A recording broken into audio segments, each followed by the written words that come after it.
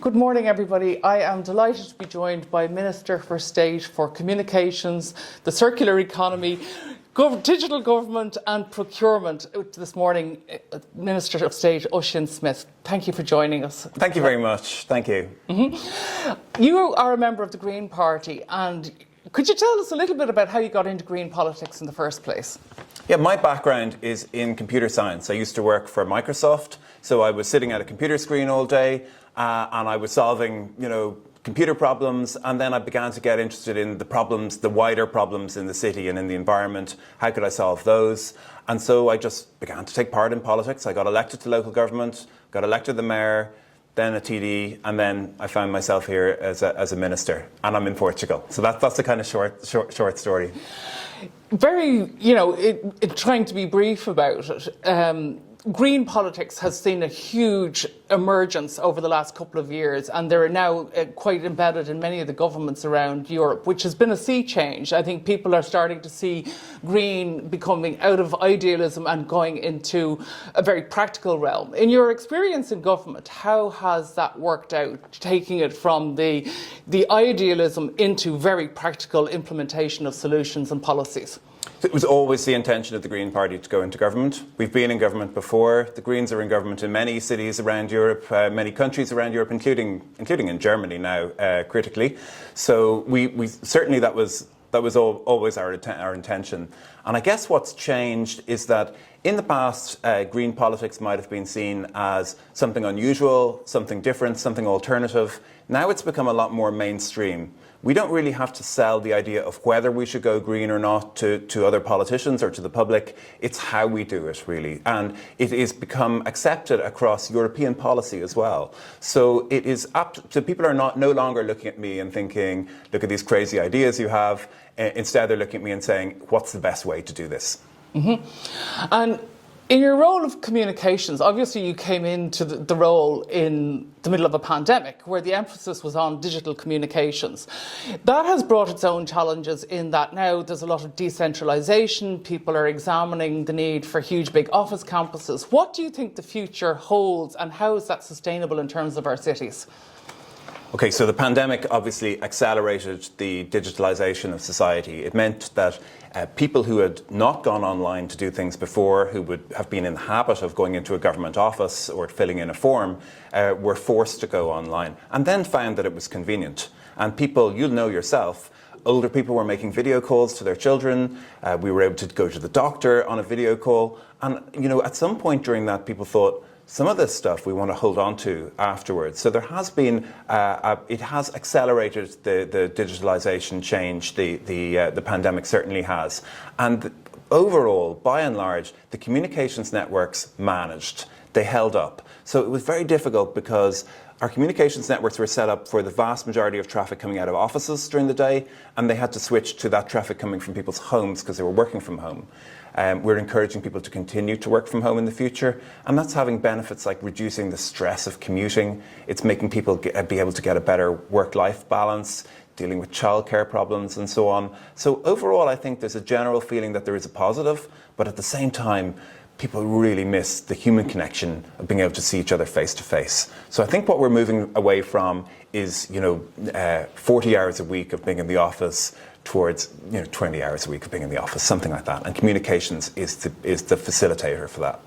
And what impact will that have on cities? Is it they will become better places to live, or do you see people moving out of the cities and into more rural locations? And is it an opportunity for rural regeneration? It's definitely an opportunity for improvement, because I've noticed that the suburban areas are becoming a lot more vibrant. Local towns becoming more vibrant, and villages. It's putting a difficulty or a pressure on the city centre that up to now has thrived on a whole lot of people suddenly coming into the city centre for a few hours every day. So I think what we really need to do is to repopulate our city centres. We need more people living in the city centre, and offices being more broadly spread out. I think that's what's coming for cities, but it is broadly positive. Mm-hmm. And if we move on to your role in procurement and the circular economy, obviously the government government has a huge role to play in driving the policy agenda for saying that we need to reduce, reuse and recycle. But at the same time, we're very focused on the new and the innovative. How do you marry the two of those into one? Well, I think one thing is that the government can give certainty to businesses about what the policy landscape is going to look like for another 10 years. So we can say, for example, we're definitely building 5 gigawatts of offshore wind power, or we're definitely retrofitting 500,000 homes, or we're definitely spending €8 billion on that project.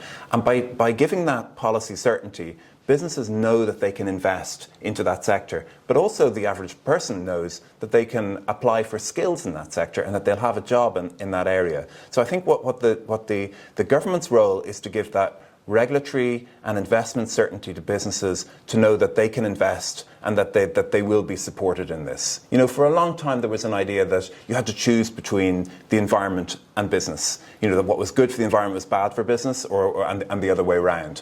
And now it's clear that, you know, that the environment needs the economy and the economy needs the environment. The two things go together. And a healthy environment, a city with a healthy and strong environment, has a strong economy as well, because it attracts people who want to live in that pleasant environment. So how do you invest in focusing the innovation on the circular economy rather than like new extractive industries or development of more technology? How do we reuse and build it into a package of a circular economy where we're not extracting as much as we were previously and we're regenerating from what we've got already? I think there are two parts to that. One thing that governments can do is to make sure that the taxes are aligned and the incentives are aligned to encourage people towards circularity. Because for a long time, we were the opposite. You know, the world economies were focused on consumption. Consumption was the measure of wealth. And circularity is something very different. It's almost the opposite of consumption. It's moving away from a consumer society. So changing the incentives around subsidy and taxation is important. The second part is education. So explaining to people and giving people a different choice of options. So not telling people, look, this is what you shouldn't do. Instead saying to people, here's how you can do something different. Here's something productive that works. Here's an example. Here's the testimonies of somebody who has changed for the better and it's worked for them. Here's a business that's in the circular economy that's succeeding. So I think that's government's role. Taxation, regulation, subsidy and education. And how are the Green Party implementing those policies at the moment?